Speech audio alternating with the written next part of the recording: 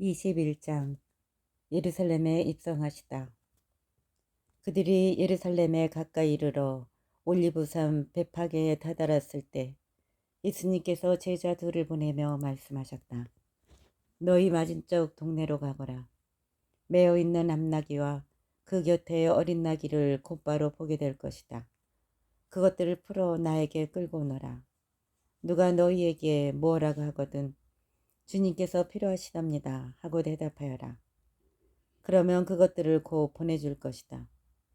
예언자를 통하여 하신 말씀이 이루어지려고 이 일이 일어난 것이다. 딸 시온에게 말하여라. 보라, 너의 임금님이 너에게 오신다. 그분은 겸손하시어 암나귀를, 진바리 짐승의 새끼, 어린 나귀를 타고 오신다. 제자들은 가서 예수님께서 지시하신 대로 하였다. 그들은 그렇게 암나귀와 어린 나귀를 끌고 와서 그 위에 겉옷을 펴놓았다. 예수님께서 그 위에 앉으시자 수많은 군중이 자기들의 겉옷을 길에 깔았다. 또 어떤 이들은 나뭇가지를 꺾어다가 길에 깔았다. 그리고 앞서가는 군중과 뒤따라가는 군중이 외쳤다. 다윗의 자손께 호산나. 주님의 이름으로 오시는 분은 복되시어라. 지극히 높은 곳에 호산나. 이렇게 하여 예수님께서 예루살렘에 들어가시니 온 도성이 술렁거리며 저분이 누구냐 하고 물었다. 그러자 군중이 저분은 갈릴레아 나자렛 출신 예언자 예수님이시오 하고 대답하였다. 성전을 정화하시다. 예수님께서는 성전에 들어가시어 그것에서 사고 팔고 하는 자들을 모두 쫓아내시고 한정상들의 탁자와 비둘기 장수들의 의자를 둘러보셨다. 그리고 그들에게 말씀하셨다. 나의 집은 기도의 집이라 불릴 것이다 라고 기록되어 있다.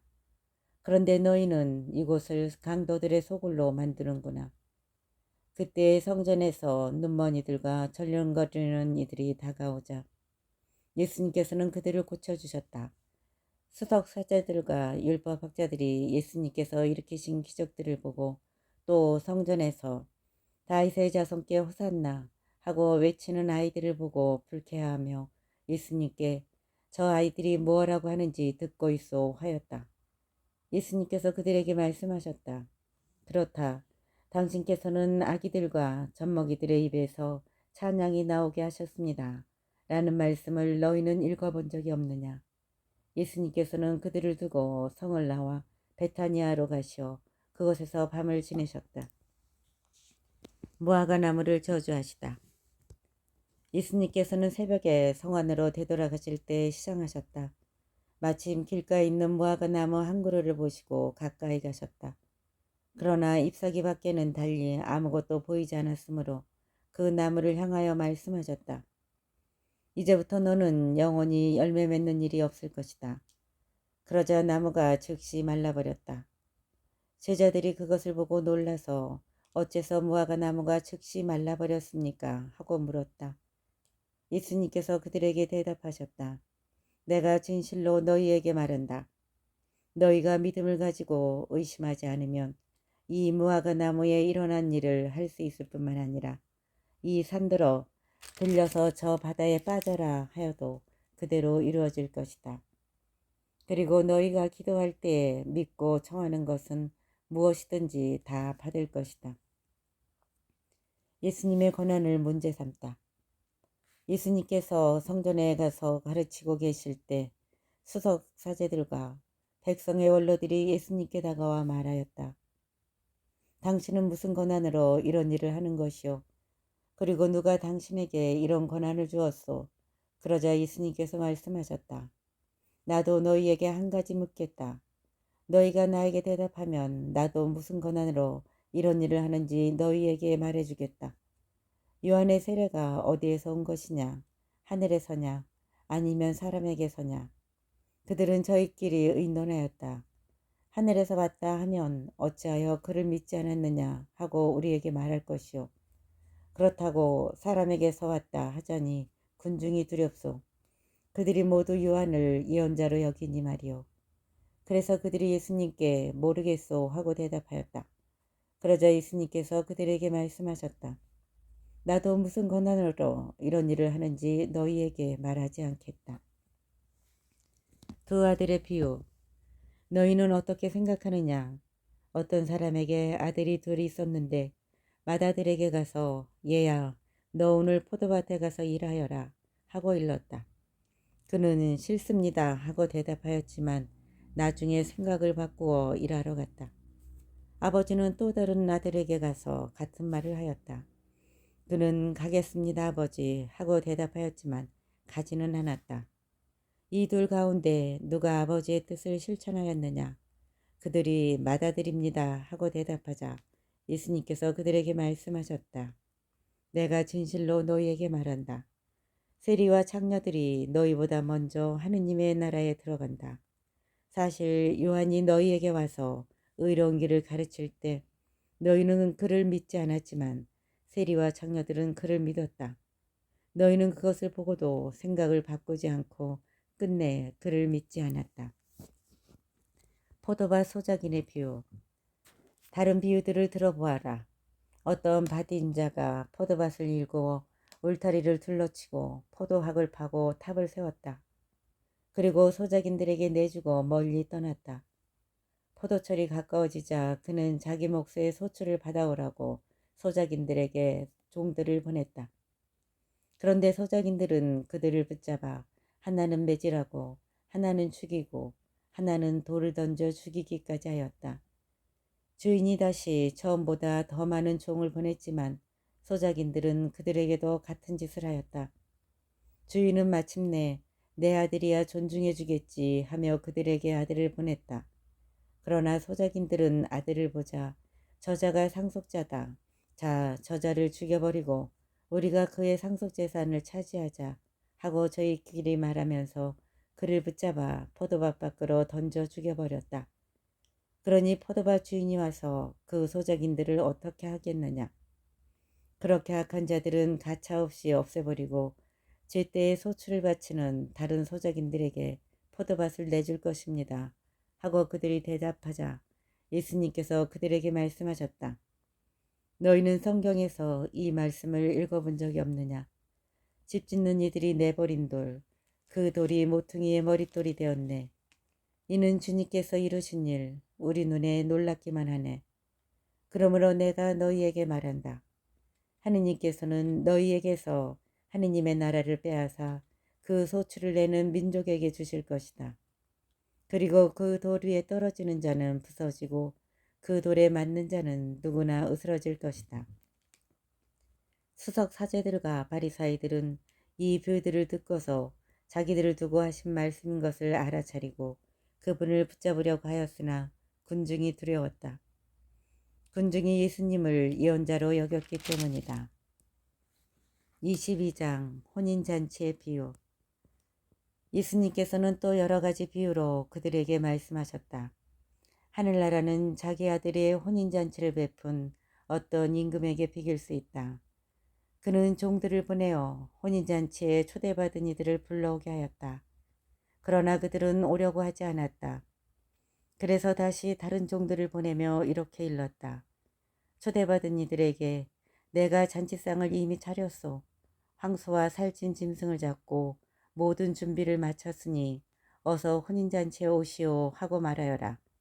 그러나 그들은 아랑곳하지 않고 어떤 자는 밭으로 가고 어떤 자는 장사하러 갔다. 그리고 나머지 사람들은 종들을 붙잡아 때리고 죽였다. 임금은 진노하였다. 그래서 군대를 보내어 그 살인자들을 없애고 그들의 고을을 불살라버렸다. 그러고 나서 종들에게 말하였다. 혼인잔치는 준비되었는데 초대받은 자들은 마땅하지 않구나. 그러니 고을 어기로 가서 아무나 만나는 대로 잔치에 불러오너라.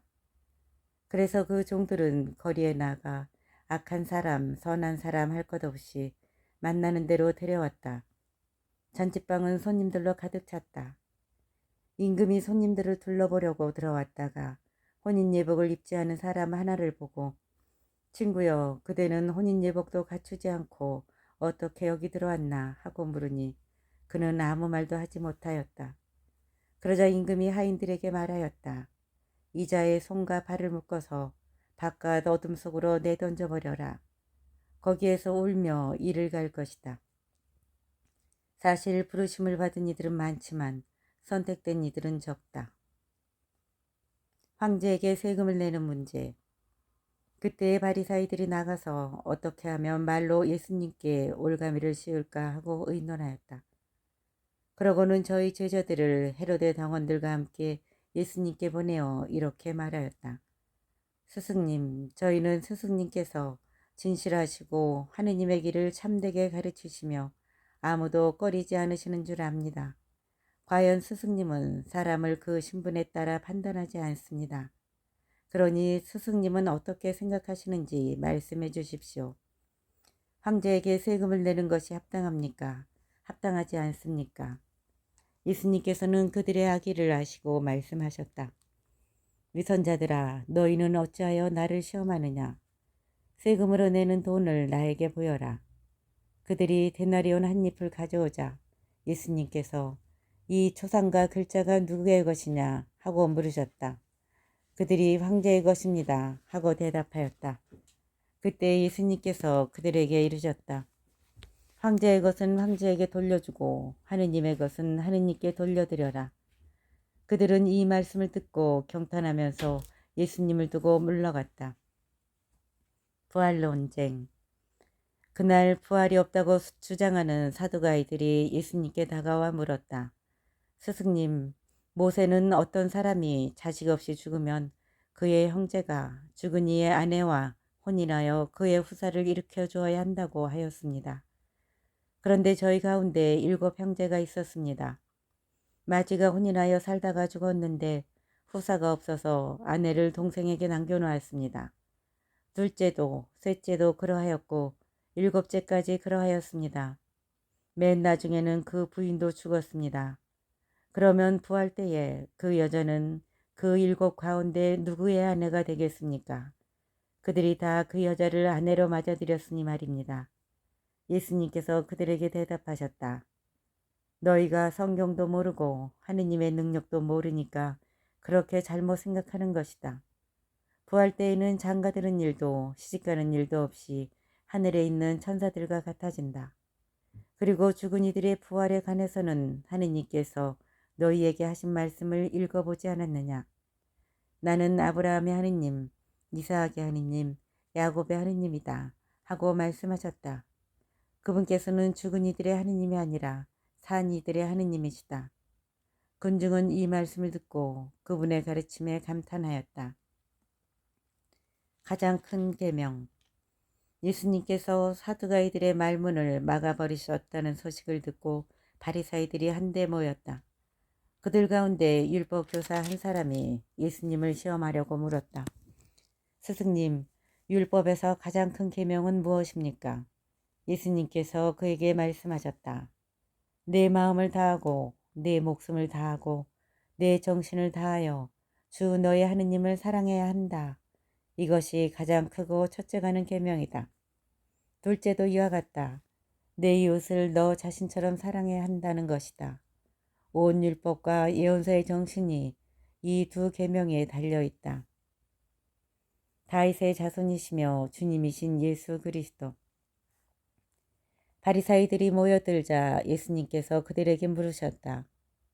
너희는 메시아를 어떻게 생각하느냐? 그는 누구의 자손이냐?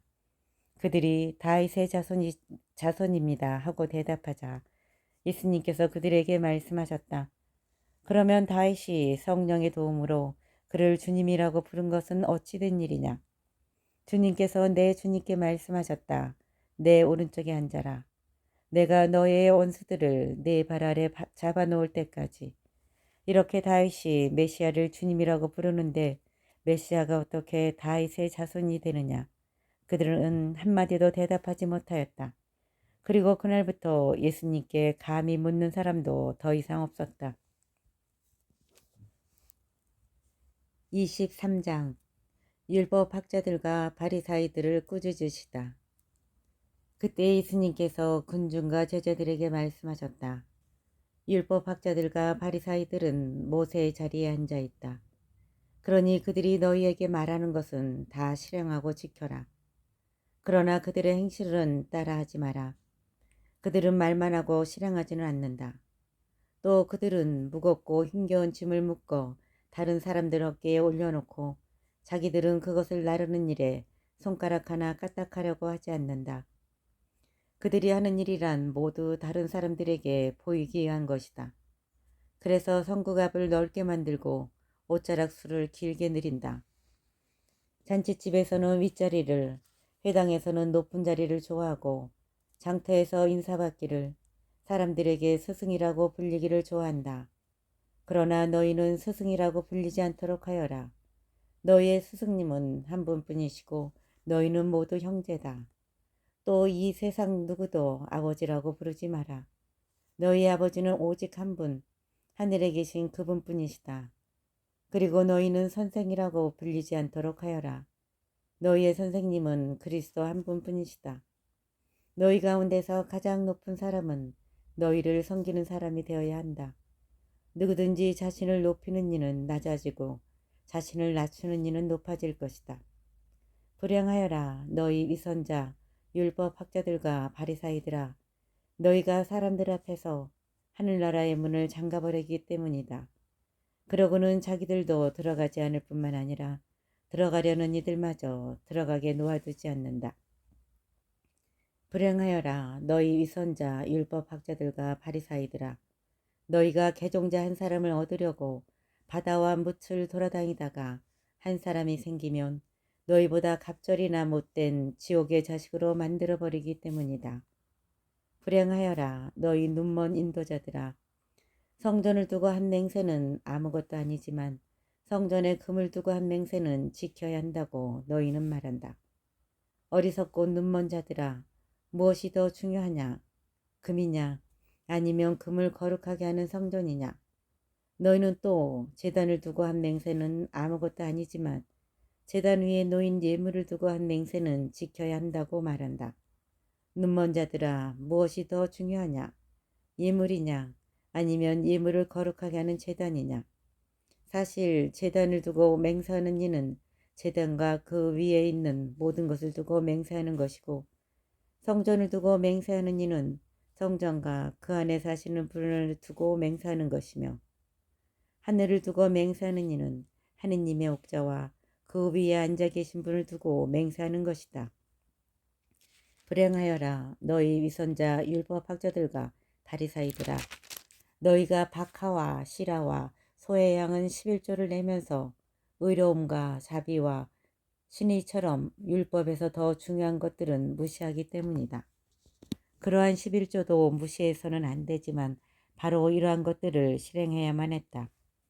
눈먼 인도자들아, 너희는 작은 벌레들은 걸러내면서 낙타는 그냥 삼키는 자들이다. 불행하여라 너희 위선자 율법학자들과 바리사이들아, 너희가 잔과 접시의 것은 깨끗이 하지만 그 안은 탐욕과 방종으로 가득 차 있기 때문이다. 눈먼 바리사이야, 먼저 잔석을 깨끗이 하여라. 그러면 겉도 깨끗해질 것이다. 불행하여라 너희 위선자 율법학자들과 바리사이들아, 너희가 겉은 아름답게 보이지만 속은 죽은 이들의 뼈와 온갖 더러운 것으로 가득 차 있는 회칠한 무덤 같기 때문이다. 이처럼 너희도 겉은 다른 사람에게 의인으로 보이지만 속은 위선과 불법으로 가득하다. 불행하여라 너희 위선자 율법학자들과 바리사이들아, 너희가 예언자들의 무덤을 만들고 의인들의 묘를 꾸미면서 우리가 조상들의 시대에 살았더라면 예언자들을 죽이는 일에 가담하지 않았을 것이다 하고 말하기 때문이다. 그렇게 하여 너희는 예언자들을 살해한 자들의 자손임을 스스로 증언한다. 그러니 너희 조상들이 시작한 것을 마저 하여라. 너희 뱀들아, 독사의 자식들아, 너희가 지옥형 판결을 어떻게 피하려느냐? 그러므로 이제 내가 예언자들과 현인들과 율법학자들을 너희에게 보낸다.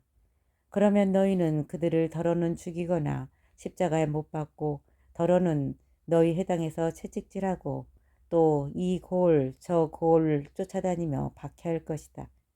그리하여 의인 아벨의 피부터 너희가 성소와 제단 사이에서 살해한 베레크야의 아들 지카리야의 피해 이르기까지 땅에 쏟아진 무제한 피해값이 모두 너희에게 돌아올 것이다. 내가 진실로 너희에게 말한다. 이 모든 것이 이 세대에 닥칠 것이다. 예루살렘을 두고 한탄하시다. 예루살렘아, 예루살렘아, 예언자들을 죽이고 자기에게 파견된 이들에게 돌을 던져 죽이기까지 하는 너. 암탉이 제 병아리들을 날개 밑으로 모으듯 내가 몇 번이나 너희 자녀들을 모으려고 하였던가. 그러나 너희는 마다하였다. 보라, 너희 집은 버려져 황폐해질 것이다. 내가 너희에게 말한다. 너희가 주님의 이름으로 오시는 분은 복되시어라 하고 말할 때까지 정녕 나를 다시는 보지 못할 것이다.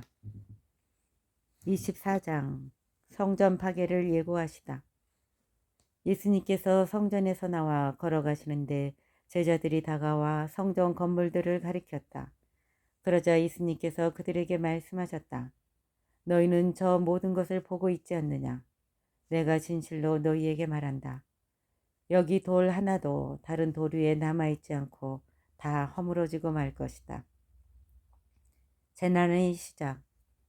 예수님께서 올리브산에 앉아 계실 때 제자들이 따로 예수님께 다가와 여쭈었다.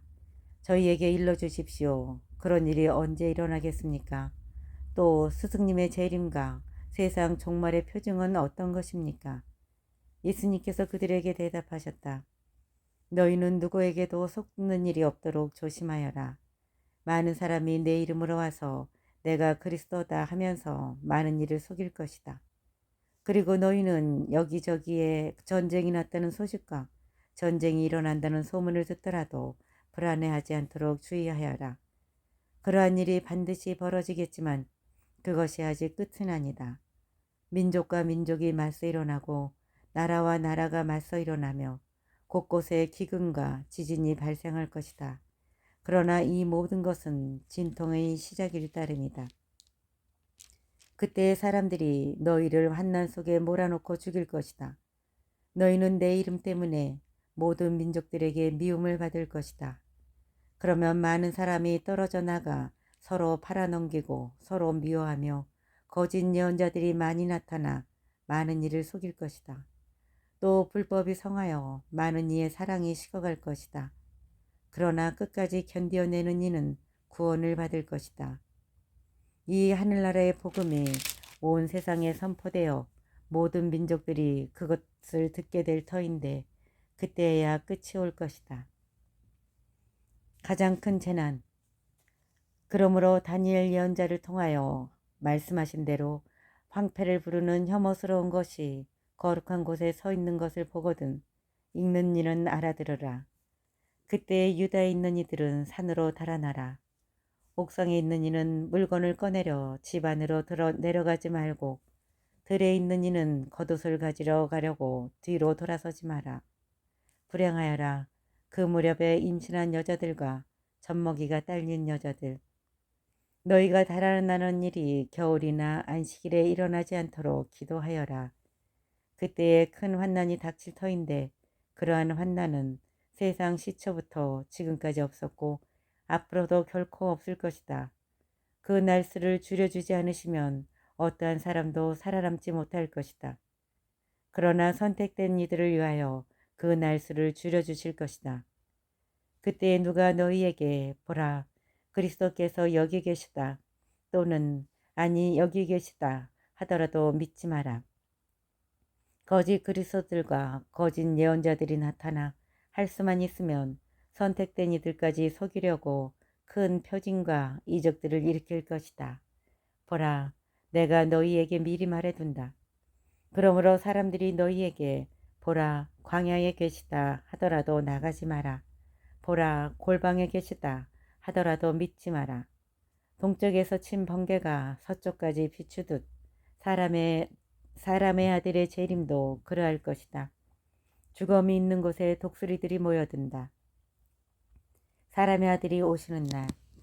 그 무렵 환난이 지난 뒤 곧바로 해는 어두워지고 달은 빛을 내지 않으며 별들은 하늘에서 떨어지고 하늘의 세력들은 흔들릴 것이다.